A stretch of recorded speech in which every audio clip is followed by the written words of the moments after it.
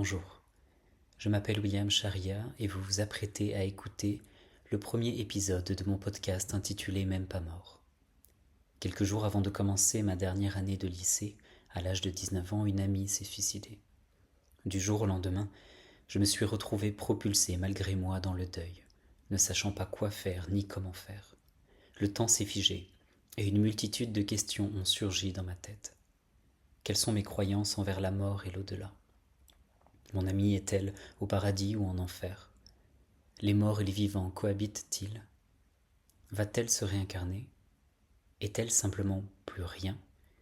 Comment vivre mon deuil en tant qu'adolescent puis en tant qu'adulte ? Comment accompagner les vivants ? Comment parler de la mort aux enfants ?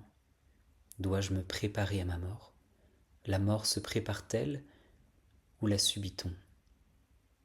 Que devient notre corps ? Avons-nous une âme ? La naissance et la mort sont-ils liés ?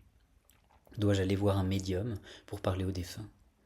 Le deuil est-il le même si c'est un parent, un enfant ou un ami qui est décédé, si c'est suite à une longue maladie ou un suicide, ou si le corps n'est pas retrouvé ?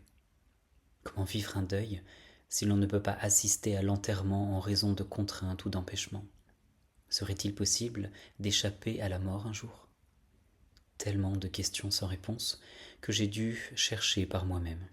Aujourd'hui, après plus de 10 ans, plusieurs accompagnements de personnes en fin de vie, quelques enterrements, de nombreuses rencontres, beaucoup de lectures et un confinement mondial, je lance ce podcast pour répondre à toutes ces questions.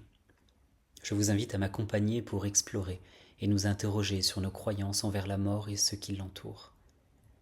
Comme un parent conscient, je sais qu'en donnant la vie, un jour, il faudra accepter la mort.